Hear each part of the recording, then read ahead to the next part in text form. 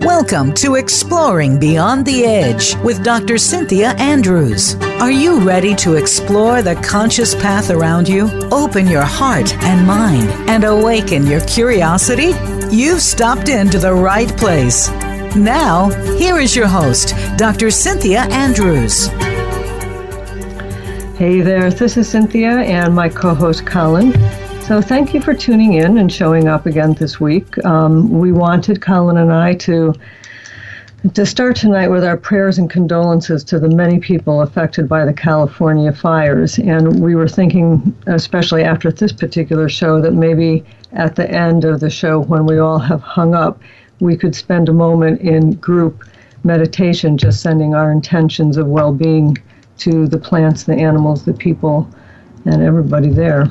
Yeah, I'm wishing it was actually better news after a few days of severe problems down there in California. But unfortunately, even just hearing that there are two new fires near in the Simi Valley there, and our thoughts and prayers with great concern for the people down there. So our hearts are with you. So, we do have a truly fascinating show tonight, and I know we're going to run out of time before the end, so I wanted to announce next week's show now so that we don't have to come back to it later. So during the next 2 weeks, we will be taking some of the wisdom from tonight's show and our other guests that we've had in the last few weeks, and we're going to apply that wisdom in two very different directions. So next week, Colin will be discussing some of the more intriguing encounters we have had, he in particular, with UFO and other unexplained phenomenon. And the following week, I'm going to be exploring the interconnection between emotions and subtle energy and their importance in discovering the inner abilities that we're going to be discussing tonight. So if you have questions for tonight's guest, you can call in at 888-346-9141 or email questions to energyexplorations@gmail.com and put radio question in the subject line. So tonight we have as our guest Dean Radin, a scientist of true courage. So I know a lot of you know Dean's work because you've been emailing this week and expressing excitement over tonight's program. Dean is one of the few experimental scientists willing to design and execute experiments that engage abilities such as telepathy, precognition, and other unrecognized attributes of the body-mind.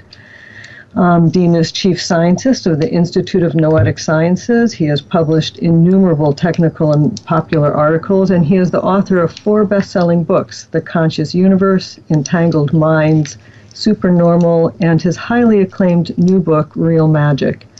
In addition, Dean is a distinguished professor at the California Institute of Integral Studies. He's president of the Parapsychological Association and co-editor-in-chief of the Elsevier journal Explore.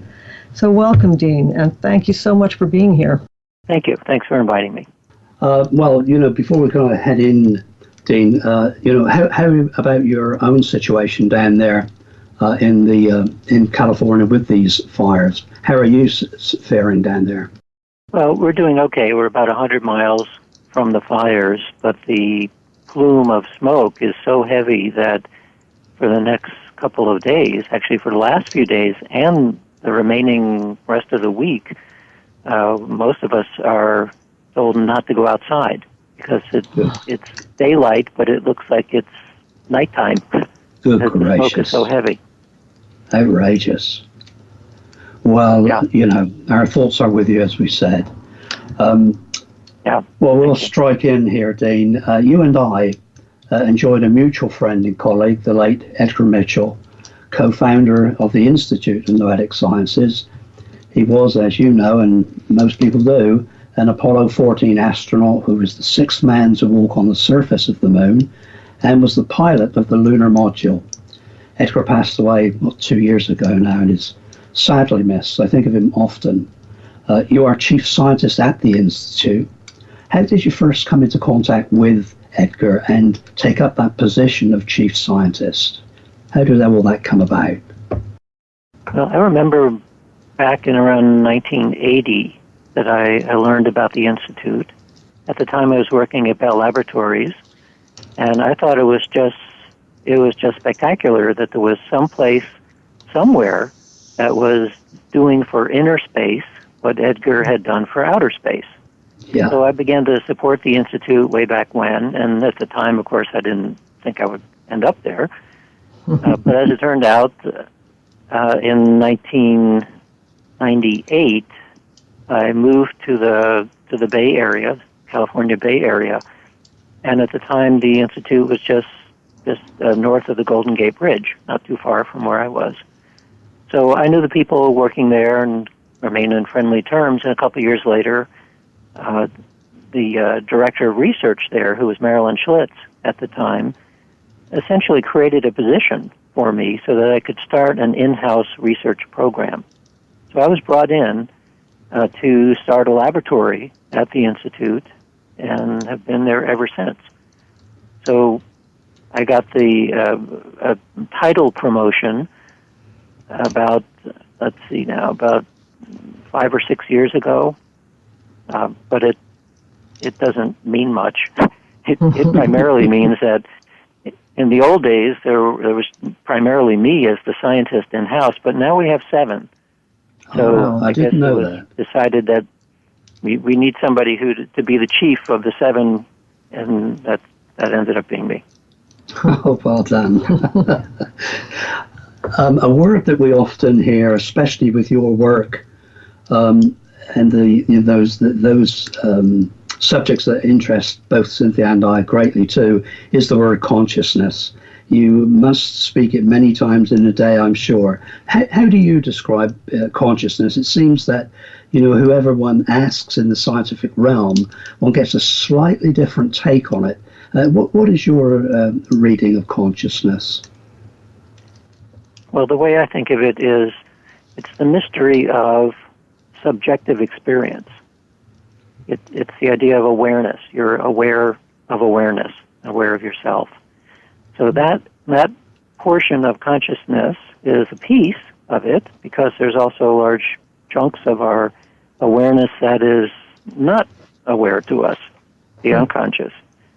So the biggest mystery now, in fact, one of the main mysteries in science is, as they would say, the biological substrate for consciousness. Mm-hmm. In other words, if you have 3 pounds of neural tissue inside your skull, how come that thing can be aware of itself and the rest of the universe? That's a major mystery. Yeah, absolutely. Yeah, there's a lot of good TED Talks on that subject for anyone who's interested.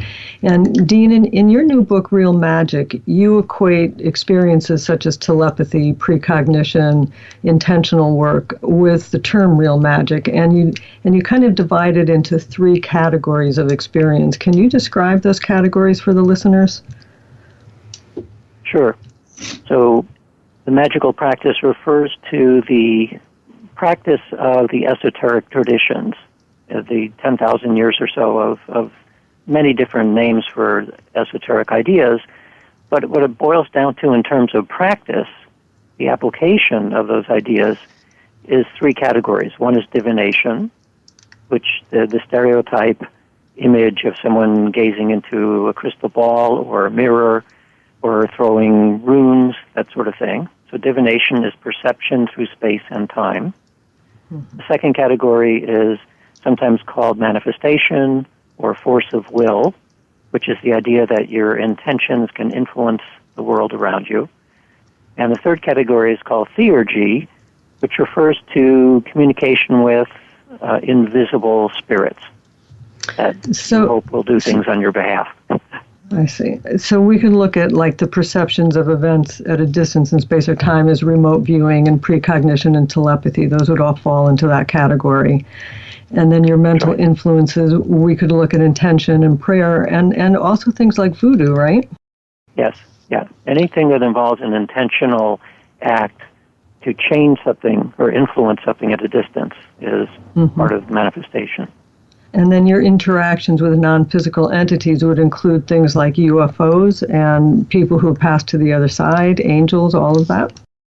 And it involves what channelers are communicating with and what mediums communicate with, yes.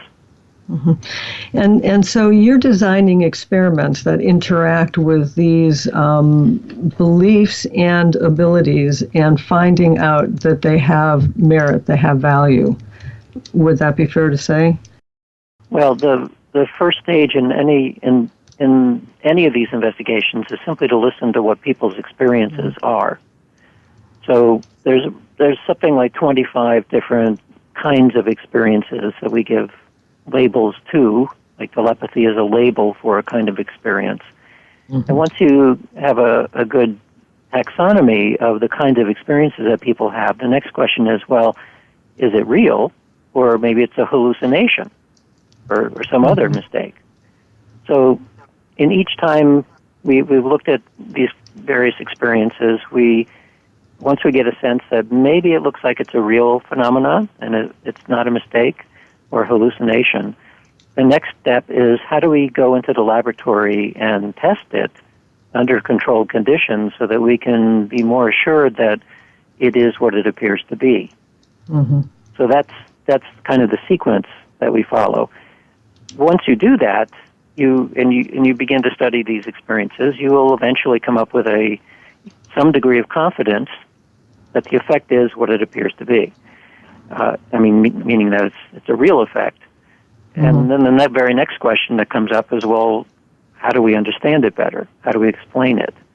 So most of our research at this point is not so much anymore on the idea of trying to simply demonstrate it or prove it, but rather to try to figure out how it works and how do we understand it in terms of science, or perhaps we need something that expands science to begin to understand it.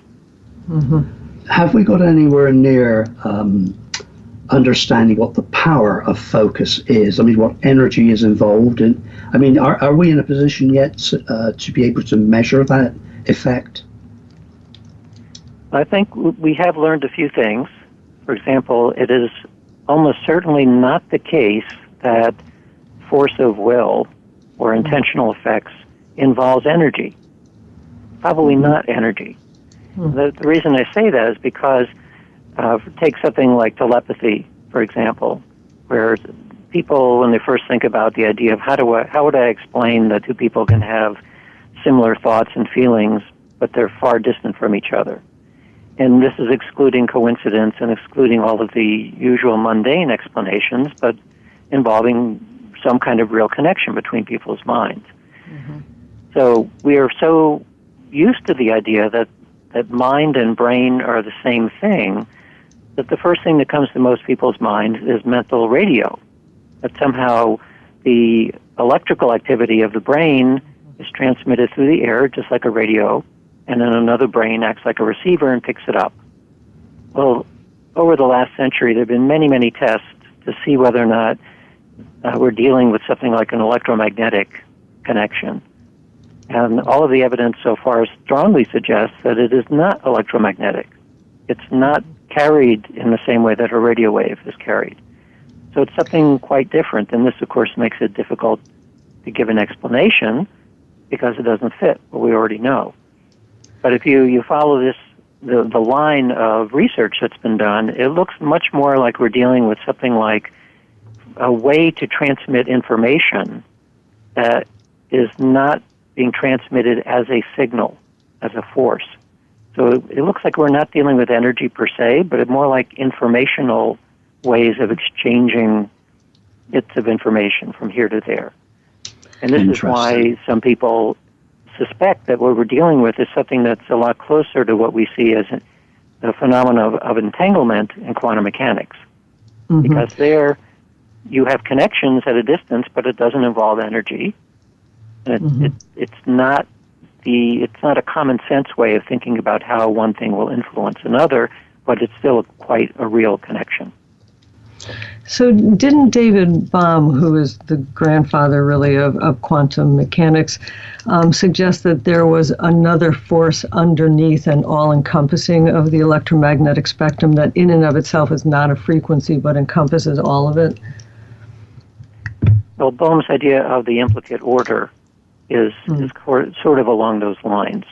He had the notion of an explicate order, which is the world that we see and can measure, and that's what our physics are based on. But that world emerges out of something else, and that's what he called the implicate order. Mm-hmm. Interestingly, his idea of the implicate order, as he put it, was inherently mental. So that's space, that's kind of a substance that's below the physical world as we normally see it. He envisioned as being, and the place, by the way, from which the physical world arises, envisioned as being ultimately a mental place, which is interesting. Doesn't that take us back into electrochemical, with electrical potential, the thought process? If it's in the head, that it's got some electromagnetic component to it, would you see it that way, Dean? Well, I would say that there are neural correlates, biochemical correlates of thought, but that doesn't mean that the brain is actually producing it, right? Right. The question comes down to, is it causal or is it a correlation? And all that we know so far from the neurosciences is that there are correlations between thoughts and brain activity, but that doesn't mean that the brain is actually producing. Right.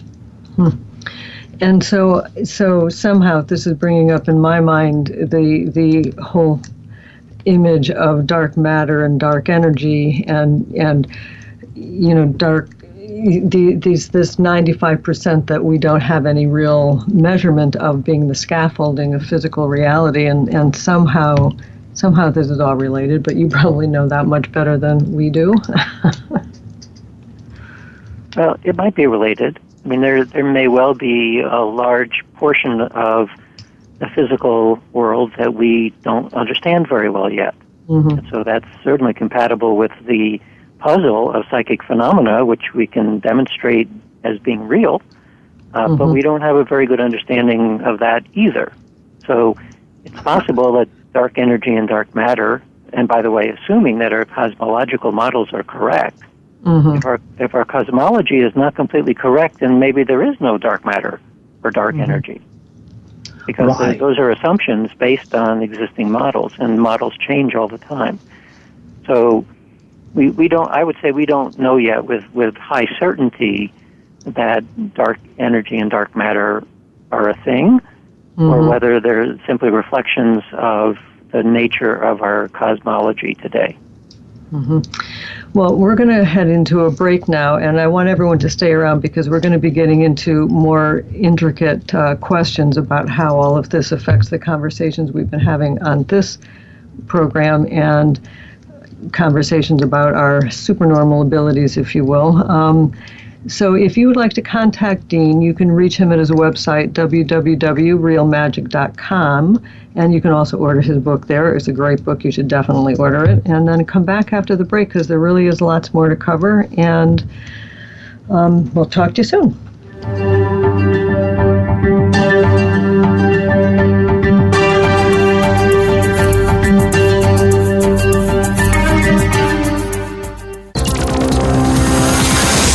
It's your world. Motivate, change, succeed. VoiceAmericaEmpowerment.com. We all have the inner ability to use the gifts within ourselves to serve ourselves, our families, loved ones, and our communities. Once you have discovered these gifts and talents, you can promote harmony, peace, and hope. To find out how to harness your own gifts and talents, tune in to Get Ready. Get ready for your breakthrough with host Felicia A. Hill, live every Tuesday at 5 p.m. Eastern Time and 2 p.m. Pacific Time on the Voice America Empowerment Channel. Listen and share with others. Moving forward can be difficult to do sometimes. There is always something going on.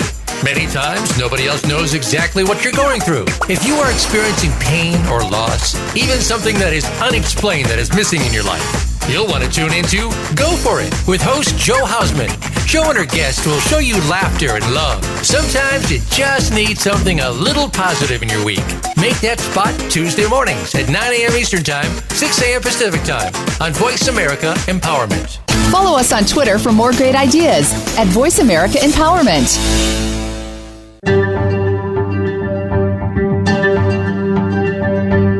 This This is Exploring Beyond the Edge. To reach Dr. Cynthia Andrews or her guest today, please call 1-888-346-9141. That's 1-888-346-9141. You may also send an email to energyexplorations@gmail.com. Now, back to our program.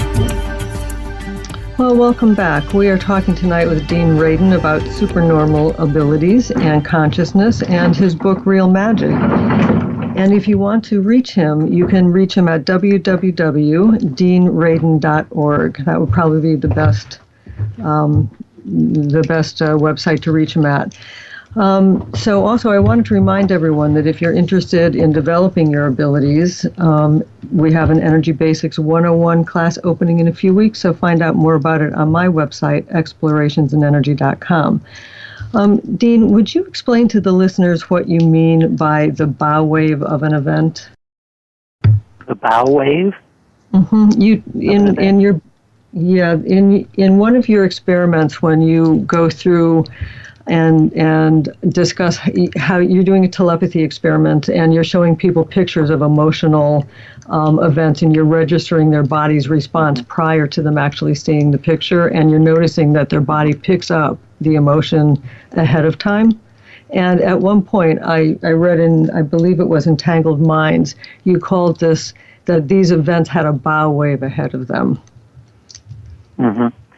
Well, that's a metaphor that's used to describe how it can be that somebody can feel something before it actually happens.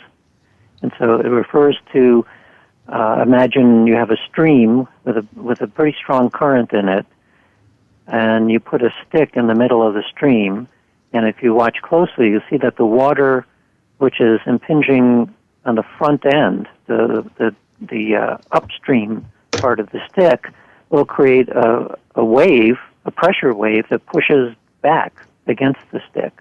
So if you put a leaf that was flowing down the stream and it just happened to float right in front of the stick, it would actually start moving backwards.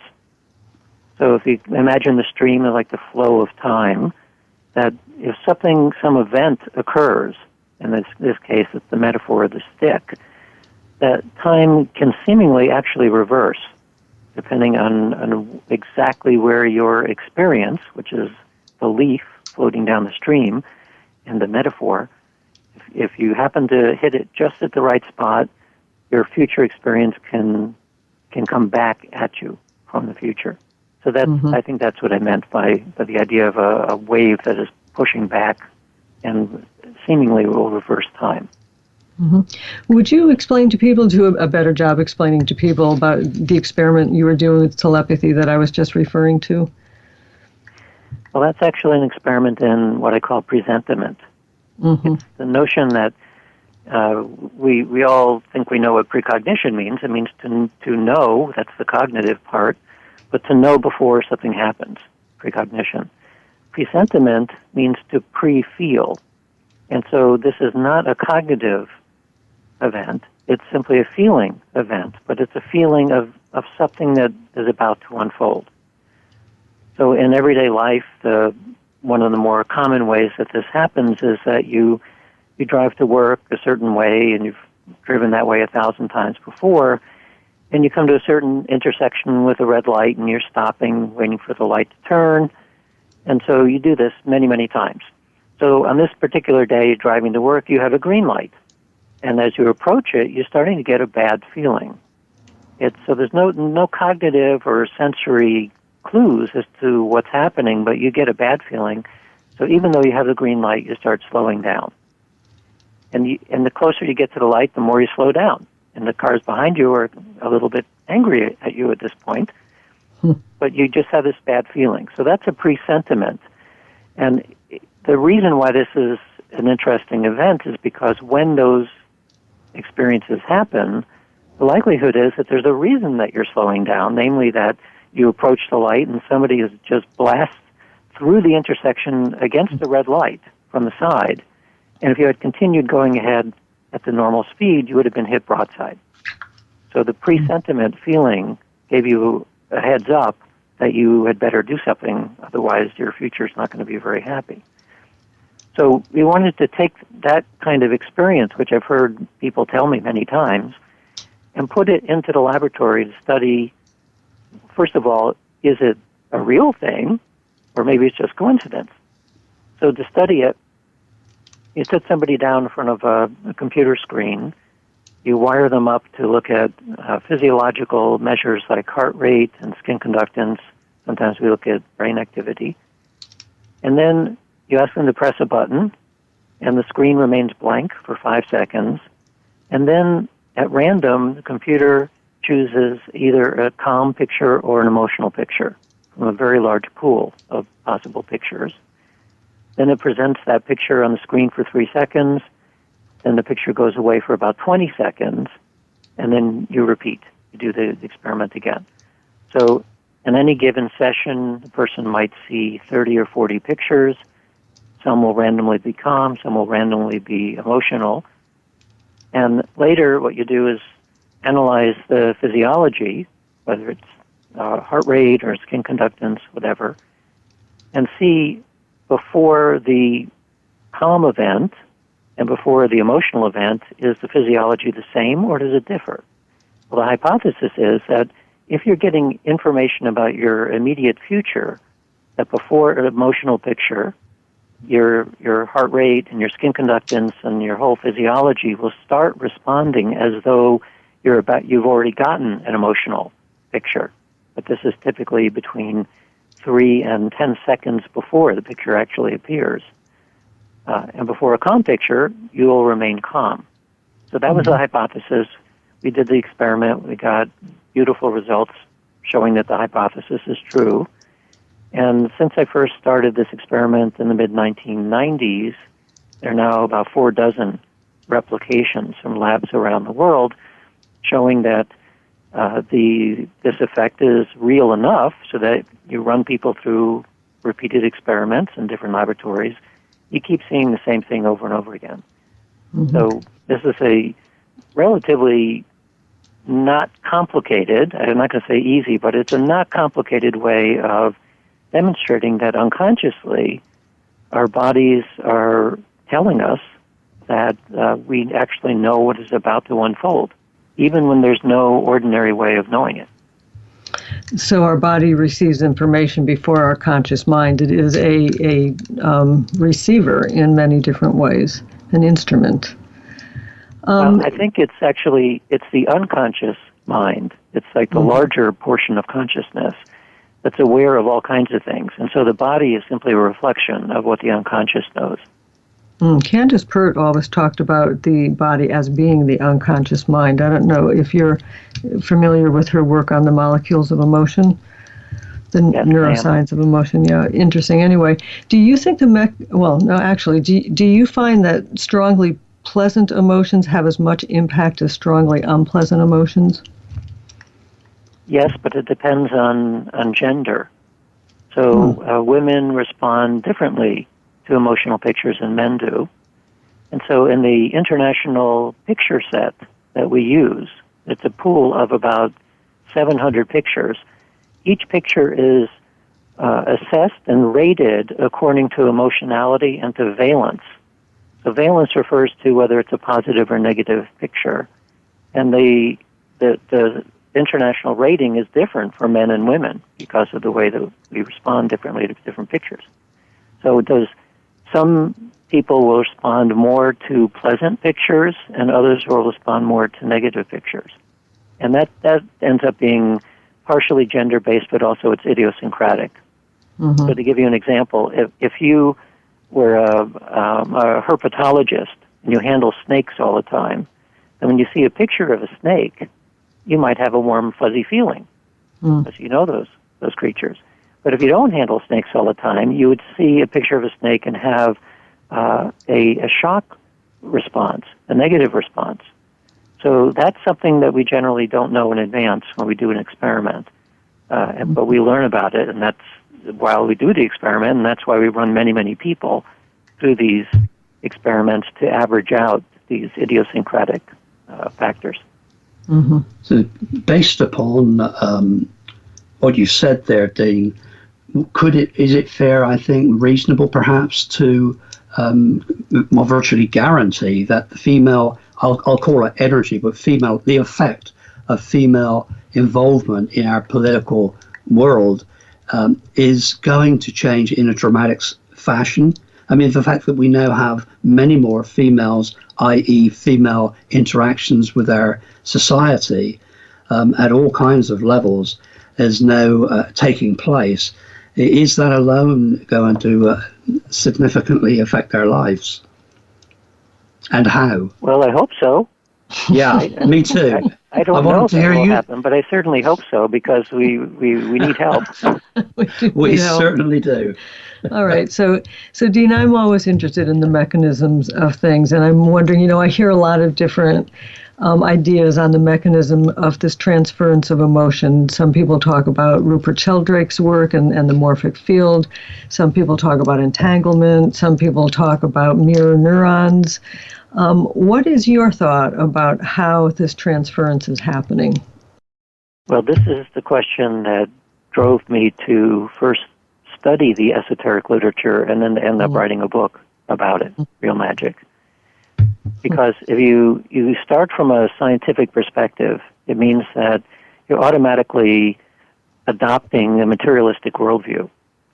This is what we're taught as scientists. This is the way that most people trained in the Western tradition think about the nature of the world, as basically made out of matter and energy, and everything else, including the mind, including consciousness, would come afterwards. Well, I've been thinking for a long time then about how do we make models in mechanistic terms and materialistic terms that would describe how somebody purely in their mind can get information about the future or get information about a very far distant object. Well, there are some models, but they don't work very well. It's very difficult. And this, by the way, the difficulty of making viable explanations for these kinds of psychic effects in the materialistic model is exactly the reason why these kinds of phenomena are resisted by the scientific mainstream. Yeah. So what else do we have? Well, if you start looking for other worldviews, not just the scientific worldview, but other worldviews that have persisted for many thousands of years, you very quickly end up with the so-called esoteric worldview as one that's started with shamanism and can be traced all the way up through the present day. Most of that worldview comes from mystical experiences. There's also some from psychic experiences, from deep meditation, and so on. And what that worldview says, when you do a synthesis across all the different cultures and all the different traditions, is that consciousness is fundamental. That's what the esoteric worldview is all about. When I say consciousness is fundamental, I mean that it is more fundamental than the physical world.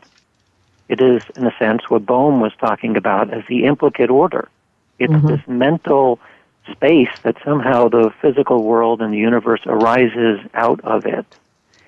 If you take that perspective, that consciousness is fundamental and that it comes before space-time, it is not part of physics yet.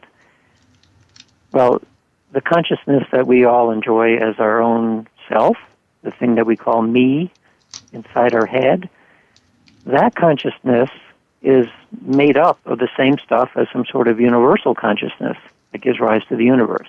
This is what the esoteric traditions say.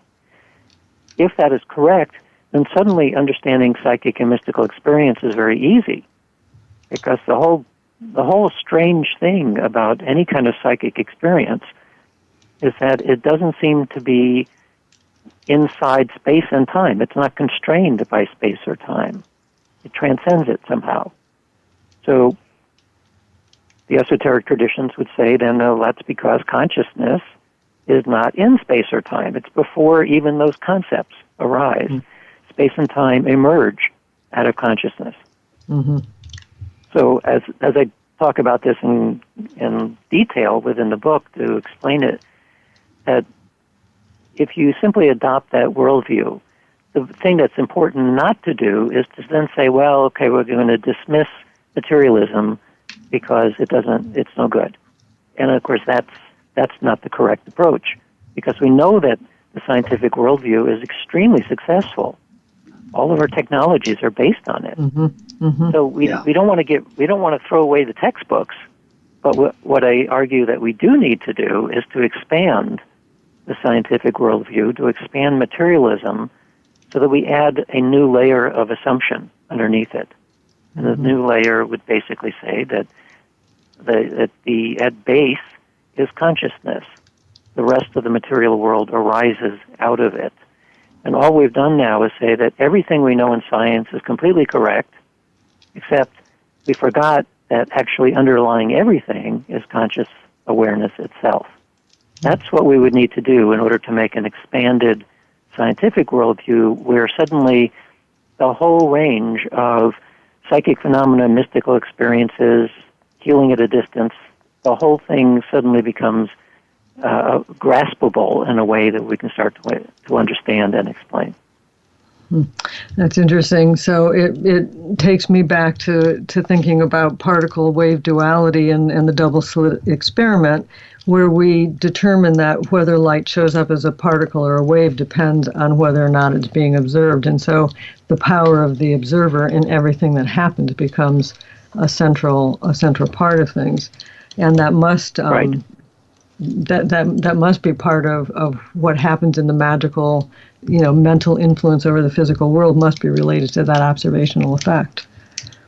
Right, but it's important to not conflate the idea of observation to only mean human observation.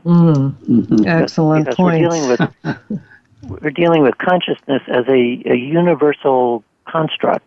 It's like awareness is everything, or consciousness is everything. So that means that everything has a degree of consciousness to it because it's emerging out of consciousness. We, as humans, we have a particular body and brain that seem to be a very efficient receiver, let's say, of consciousness. We're highly resonate with the idea of this awareness, but virtually everything else, any other thing that's pure energy or matter, but it is made up out of consciousness. So that's why sometimes people object that you say, well, if reality doesn't exist if you don't look at it, then there was a universe around before there were humans. Well, that's a mistake based on the idea that it's only human awareness that creates this, and it's not. It's everything. Everything is contributing to it. Yeah, we are very human-centric in this society, that is for certain. I want to also talk about the Global Consciousness Project. I know we're heading into a break shortly, but in the Global Consciousness Project, you're studying random generators that become coherent before significant events.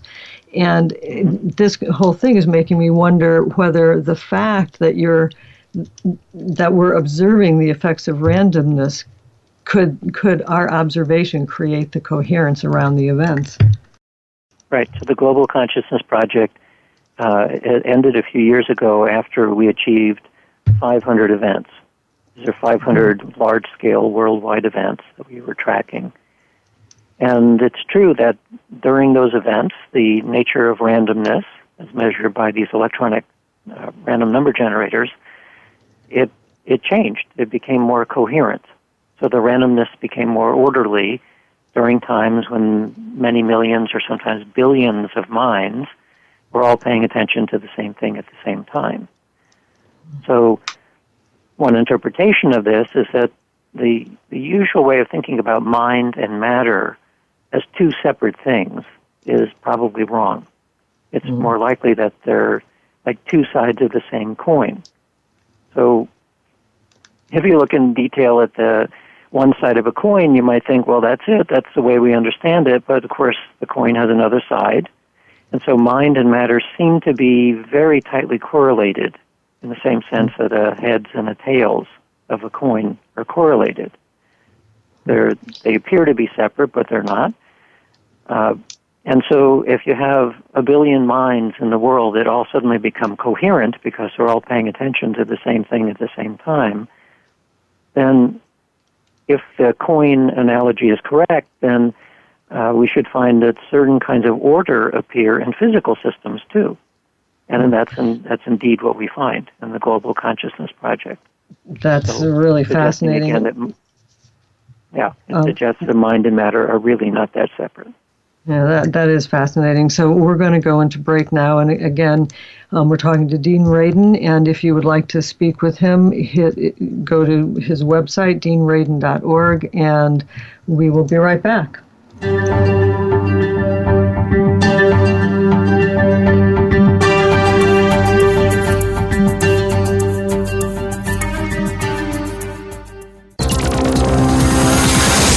It's your world. Motivate, change, succeed.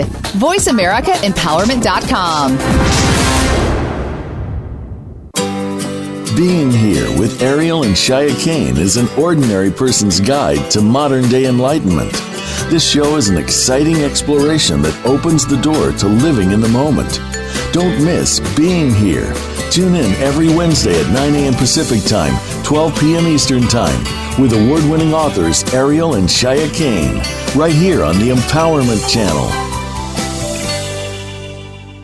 It's time for you to take a sweet and honest look at your life. Tune into Living Within the Sweet Spot with your host, Nikki Clagle.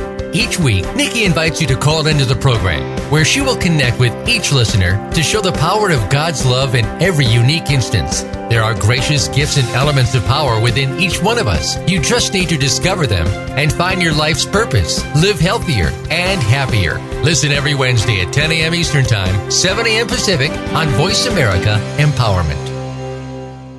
The Voice America Live Events channel is here now to showcase your corporate, individual, or organization's live event. Visit voiceamerica.com/live events to see all of our past live events and find out more. Whether it's a multi-day conference, special speaker, or single-day event, we've got everything to make your event a success. We can do a few hours or a few days. For more information about taking your event to the next level, call Jeff Spinard at 480-294-6417 or email info@voiceamerica.com. Again, that's Jeff Spinard at 480-294-6417 or send us an email to info@voiceamerica.com. Voice America is where you are and where you want to be. Join us around the globe as we broadcast live from some of the most interesting events available. Don't forget to view all our live events, including on-demand access to past events that you may have missed by visiting voiceamerica.com/live events.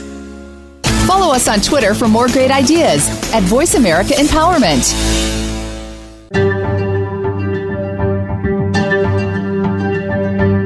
This is Exploring Beyond the Edge. To reach Dr. Cynthia Andrews or her guest today, please call 1-888-346-9141. That's 1-888-346-9141. You may also send an email to energyexplorations@gmail.com. Now, back to our program. Welcome back. So we're continuing our discussion with scientist Dean Radin about supernormal abilities and his book, Real Magic. And Colin, you had some questions. I do. I've got many questions, actually. Many. If I could relay to you, Dean, two personal experiences, and it seems too good an opportunity from a selfish perspective for me not to share it with a person of your stature here in these subjects. So these are personal experiences that I've lived with and thought about a great deal. I don't have any explanations at all. The first one is what I call the voice phenomena. I don't know whether you've studied these before. I've certainly mentioned these experiences to a number of other people, some of whom you know, and it's not a single one-off. Apparently other people do have had it. Well, here's just one of the examples. I've had probably 4 or 5 of these. I was in England. This is going back in the late, it was 2000.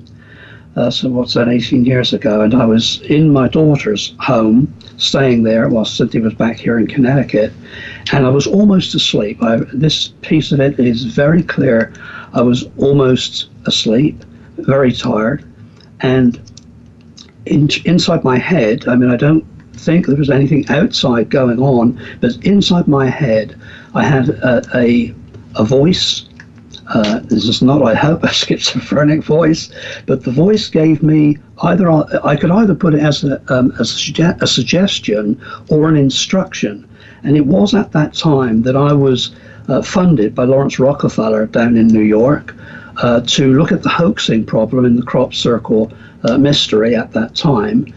And I was coordinating that with private detectives and so on, looking at people making crop circles. And we were pretty well in a position to stitch it up by saying, well, this percentage we've looked at, can be placed in the hands of these individuals, etc. Well, that's where we were. No decisions made on exactly when the paper would be submitted. Sent back to New York and put into a system here. And the voice said, you must make this public now. And it was literally, I sat bolt upright in the bed. I had no idea where it came from, but the next morning, it was even more bizarre as the hair is rising on my arms as I speak to you now. The telephone went. Now, I was, as I said, at my daughter's. The location was not known to the media. It was only my family knew. And it was BBC in London trying to track me down. I don't know how they did, but they found me. My daughter phoned, shouted up the stairs, "It's for you, Dad." And on the phone was a journalist from BBC who said that she had an experience that night that she should ask me if I had anything for them with regard to the crop circle phenomenon. And I knew right there exactly what I had to do was to make public the hoaxing problem. And so that's one example of this particular mystery, that this voice phenomenon, which I had no idea about. I very much value your thoughts on that. Well, that's a remarkable story. I've heard one or two people with similar stories, that they would hear a voice. It was sometimes would say something that would save their life. Yeah. I've actually had an experience like that myself many years ago when I was running a foot race. Not particularly an athlete, so it was quite an exertion for me. And I was coming around the last corner, and I kept hearing the guy next to me saying, "Go on, you can do it. You can finish it." And then finally, I used that as encouragement. Got to the end line, turned around to thank the guy, and there was no guy. It was a voice I was hearing that was giving me this encouragement. Yeah. So at the time, I imagined that I basically had dissociated. That I had thought that it was somebody else's voice, but it was my own thoughts, I suppose, or dissociated from my mind. Yeah. That my body was telling me something that my unconscious wanted to let me know, but I couldn't get it consciously. So I don't claim that that's what's happening in your case, but it's a viable explanation that there are deep portions of our consciousness and know all kinds of things that sometimes don't make it up to the level of conscious awareness. But if it's really important, it'll punch a hole right through the blocks that you have and basically talk to you, and it's yourself. Yes. Yeah, well, that's fascinating. Although then this woman had the same experience, so that your two experiences aligned with each other for a result. Yes, absolutely. She was triggered, or as it was suggested to her that she speak to me because I had something for them. I had, no intentions of having anything for them in the entire visit because I wanted to get back to the U.S. and, look at the figures and work them through. But that is what happened, as it happens, it was a very important, pivotal point in the research itself because the public were being misled, by the situation there. But there's, I think, another one on in a few seconds. If I could share that with you, I think we're heading into. What have I got there, Cynthia? 5 minutes. Oh, sorry. Okay. I'm going to boss this end, who's running the show. Now, here's another one. I want it to be more about you, Dean, than me, but I'm valuing your input. I was this next particular occasion, nothing to do with voice phenomena. I was with Dr. Stephen Greer, you will have heard about, you know who he is, with a group that had come over from the US to the UK. I had a number of individuals with me too. The group of individuals on a hillside on a dark night, cloudy night, totaled approximately 50. So there are 50 observers. And we were there, working with Stephen Greer effectively on this vectoring idea that he had. And suddenly, and I will now relay what I saw, and then I'll discuss the mystery in this.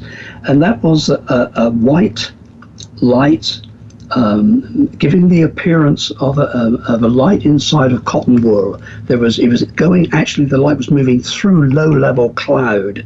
It was actually in the cloud cover, but at the very base of the cloud, and so we could see it very clearly. But it was, it had that reflection to it, and it was coming through at a considerable speed, faster certainly than any aircraft, and as it went directly over the top of us. We're all looking at it.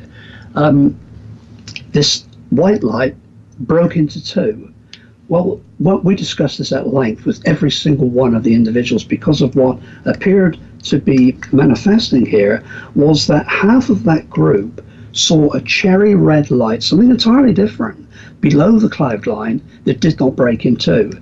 And these were intermingled in one group of individuals, half of them seeing one thing, half of them seeing another. And that's, again, one of those bafflers that I have nothing to offer on.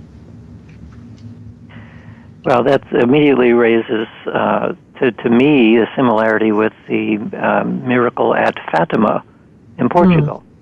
Right? So you have, at the final visitation, tens of thousands of people, some of whom saw the sun fall out of the sky. Others saw lights that could be interpreted as UFOs. Some saw nothing unusual at all. So what this tells me is that there's this intermediate stage between something that's purely mental and purely physical. And because people are different and also open to different kinds of experiences, that people will witness the same event and have very different experiences. And of course, anybody who does eyewitness research or relies on eyewitness testimony know immediately that people will see exactly the same thing, but our attention is slightly different. You can end up having very different kinds of experiences. Right. Almost like different parts of the brain are being activated. We do have one call-in question here, Dean, from someone who is asking whether has anyone ever done like functional MRIs or something to see if different parts of the brain are being activated during different abilities like telepathy or precognition? There have been functional MRI studies done during presentiment experiments to see do differential portions of the brain light up before emotional events, and the answer is yes. And not too surprisingly, because the presentiment experiment involves exposure to emotional pictures, that the portion of the brain that shows a differential response is the amygdala, which is the portion of the brain that is dealing with emotional response. Likewise, functional MRI has been used in telepathy experiments where the receiving party is inside the MRI. The sending party will have two different kinds of stimuli. They'll either get a flashing light or they hear an audio tone.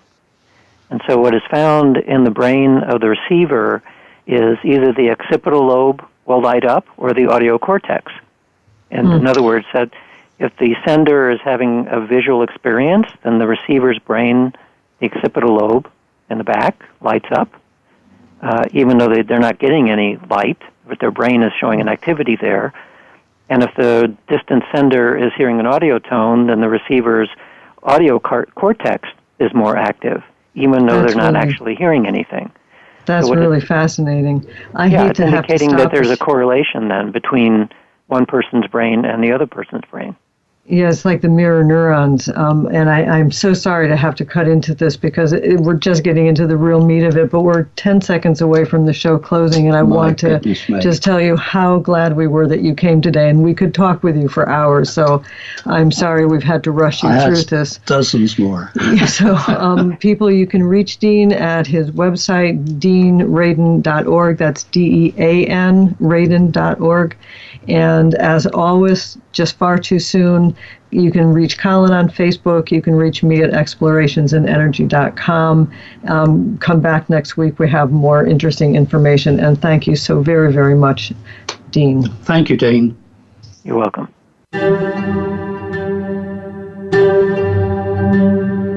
Thank you so much for joining us today. Exploring Beyond the Edge is heard every Monday at 4 p.m. Pacific Time and 7 p.m. Eastern Time on the Voice America Empowerment Channel. Until our next program, Dr. Cynthia Andrews wishes you a great week.